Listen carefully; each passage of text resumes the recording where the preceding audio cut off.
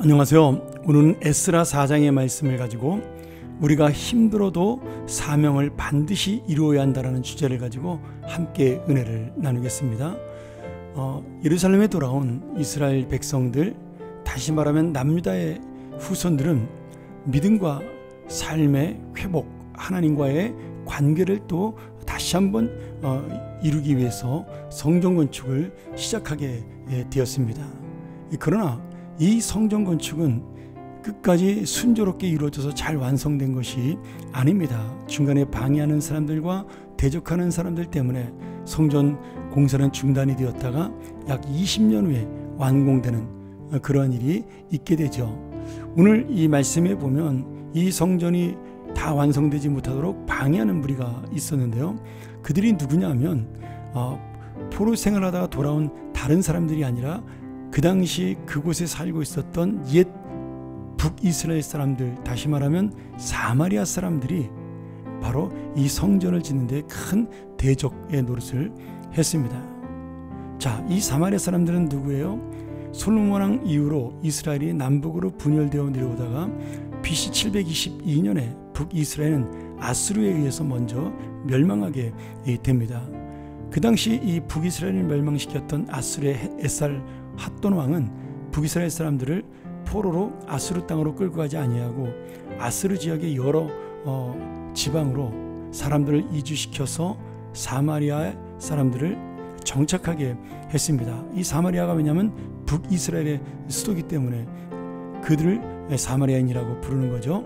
그로 인해서 사마리아 사람들은 각지에 살면서 자연스럽게 이방 백성들과 교류를 갖게 되고 혼혈이 되었고, 그것이 문제가 아니라 심지어 신앙까지도 혼혈이 되어서 그들은 하나님도 섬기고 우상도 섬기는 그런 혼합주의적인 신앙의 모습을 갖게 되었습니다.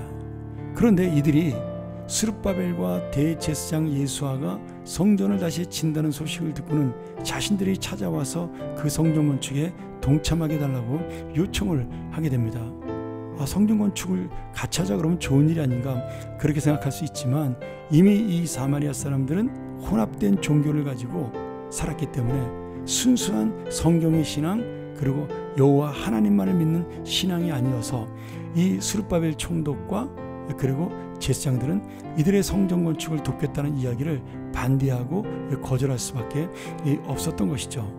그래서 4절 이하로 보면 이 앙심을 품은 사마리아 백성들이 그 다음부터 건축을 방해해서 바사왕 고레스 시대부터 다리오가 즉위할 때까지 관리들에게 뇌물을 주어서 저들이 성전을 건축하면 지금 바벨론을 대적하기 위한 것이다라고 누명을 씌워 계속해서 성전 건축을 막고 회방을 놓기 시작을 했습니다. 한두 가지가 아니라 세 가지의 방법으로 회방을 했는데요. 먼저는 유다 백성들의 마음을 약하게 해서 건축을 방해하고 뇌물을 줘서 그 계획을 막고, 또 그들의 마음을 낙심하게 만들어서 그 성전 건축을 막도록 이들은 악하게 이 성전 건축을 방해했던 것입니다. 오늘 이 성전 건축이 언제까지 방해되었느냐? 24절에 보면 바사왕 다리오 제2년까지 중단되었다. 쉽게 말하면 약 20년 가까이 중단이 된 것이죠. 그런데 지금 이 성전 건축이 다시 한번 완공되기 위해서 많은 사람들이 노력을 기릅니다. 그 중에 대표적인 사람이 학계 선자이기도 한 것인데요. 사실은 이 본문은 6절부터 23절까지는 성전 건축이 방해된 내용도 있지만 성벽 재건에 관련돼서 나오는 내용이 더 많습니다.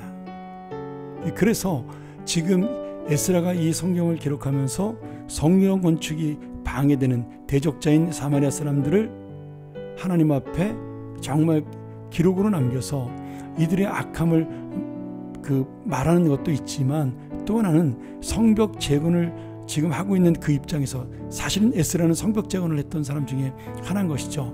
이 성벽 재건하는 데 있어서 방해받은 일을 이야기하므로 하나님의 사명, 성전을 재건하든 성벽을 재건하든 하나님의 사명을 이루는 데는 반드시 환난과 핍박, 그리고 대적하는 자가 있다는 사실을 강조하면서 오늘 우리에게 전해주는 이야기는 무엇이냐? 우리가 하나님의 사명을 감당할 때 그 하나님의 사명을 막기 위한 사탄의 방해 공작이 반드시 있다는 것을 말씀하고 있는 것이죠. 그래서 이 나중에 바벨론이 망하고 페르시아의 아닥사스다 왕에게 상소를 올려서 지금 이스라엘 백성들을 성벽 재건을 방해하려고 했던 사람들은 지금 단순히 그들의 어떤 이익을 위해서가 아니라 지금 하나님 나라를 방해하고 예루살렘의 회복을 재건하는 것을 막음으로 지금 이스라엘이 다시 믿음의 나라로 돌아가는 것을 방해하는 사탄의 세력이 된 것이죠.